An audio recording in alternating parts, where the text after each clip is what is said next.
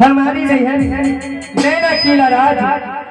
पिताजी का नाम राजा मैपल सिंह, भैया जी को नाम जोगा भोगा सिंह, सासुर पड़ गई राज महावा, सासुर जी की नाम मिर्जासर सिंह, सास की नाम रानी देवला, गोत्री पड़ गए रानी फूला, देवर जी को नाम जंगीर उदल सिंह, छोटा पुत्र जिसे नाम इंदल कुमार, पुत्री पड़ गई कंचन कुमारी। लेकिन दहिया है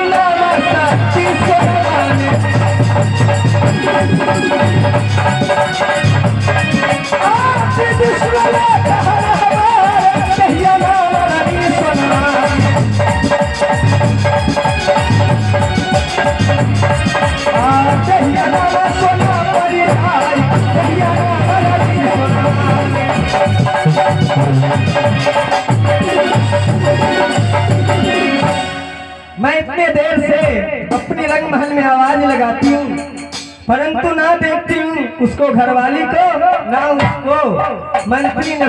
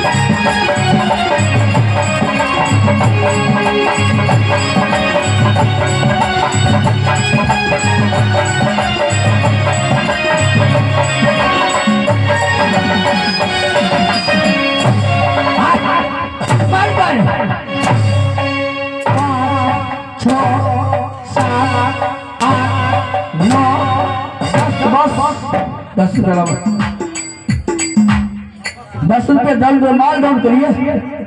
वो मैं तुमको क्या चीज का पैसा दूं? माल नहीं, माल। माल? हाँ, क्या चीज का माल चाहिए? मारना कत्तर, मारना 10 रुपये कत्तर, 10 रुपया भैया। पहले ये बताओ कि मैं जब अपनी रंगमहल में आती हूँ ना मैं तुमको मेन गेट पर देखती हूँ ना तुम्हारे घर वाली को। चल गए 4-5 पड़ेगा। क्या करने के लिए? 4-5। 4-5 का मतलब क्या होता है दरवानी? 4 माने 4, 5 माने 5। ओ अच्छा, गोर लगे छिया। क्या कर रहे हो? गोर लगे छिया। अगर तुमको गोर लगना है तो मेरे पाँव में आकर के गोर लागो। मेरे पाँव रखी नहीं, अरे मेरे चरण में आकर के। चरण में साहेब तो डॉलर नहीं है। मैं तुमको कोई ठेंगा की दासिन दिखाई देती। अरे पूर्वा को बोलाइयो, हम तो नहीं हुई है।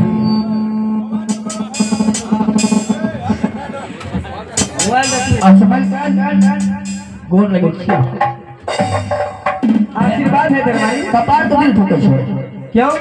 धारा ले जेते ना। तो मैं तुमको आशीर्वाद दे रही हूँ। 80 गो बांस, अलीबेस्टर। क्या चाहिए? 80 गो बांस, 8 गो अलीबेस्टर। ठीक है, वो भी मिल जाएगा दरबारी। महारानी, रंगमहल का समाचार बताओ। बहुत बढ़िया। अच्छा, और कैसे हमारे गोत्र में रानी फूला रहती है? अपनी अपना बाड़ी में गोट ले लिए, राहत कर लिए। अरे गोट नहीं, हमसे जो छोटी है रानी फूला वो कैसे रहती है? वो छुट्टी मिलती है। हाँ, बहुत सुंदर। अच्छा, और हमारे देवर जी?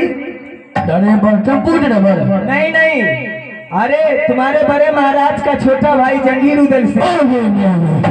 हम तो चीजे भगवान ओकरा जगह हो दो, 5 दूर जगह ओकरा दो, ओकरा ले जा उठा के। अरे हमरा बात मारे छै। अरे तोरी भाई सब कहने सबटा ये तेलवा के मुरल छै। तुम हमारे देवर जी को ऐसे भाषा बोल करके सुनाते हो तो मैं तुमको मारूं नहीं? हमरा बंद मार रही है। अच्छा, मिलकर बोलो। क्या सभी अच्छे पूर्वक से हैं? हाँ। और हमारी बेटी कंचन कुमारी वो कैसे रहती है? अबरी अपना टोल में जब कंचन रहने। अरे हमारी बेटी बुच्ची। बुच्ची, ओ बुच्ची। हाँ, आगे बुच्ची तोहर चुनरी नहीं छोड़ब रे छौरा तेरा धारू से घटब गे बुच्ची तोहर चुनरी नहीं छोड़ब। ना किस तो मारे जाए छे। हर वक्त मजाक करते हुए रहते हो दरवानी। तू कोनो हमर साइड से रहे तो समझ आ करबे। तो ठीक है दरवानी, मैं यहाँ से चलती हूँ अपनी रंगमहल। कटी है आराम करने के लिए दरवानी। सुनते है। नहीं दरवानी, मैं सो सकती हूँ कभी भी। आज सुतल आदत नहीं है।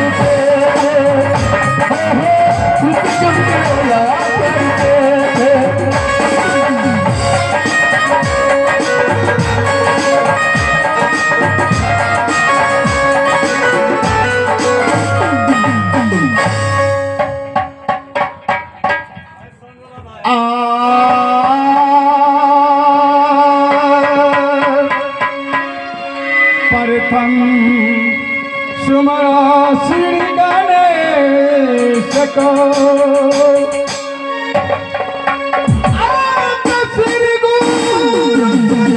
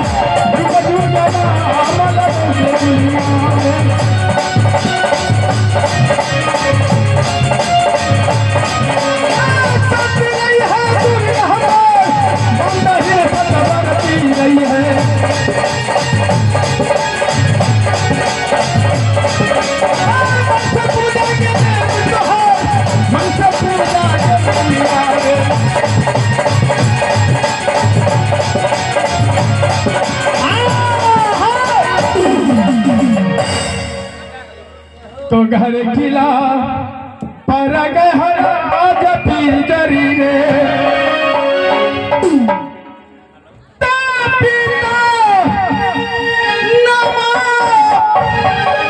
राजा भी घर खाता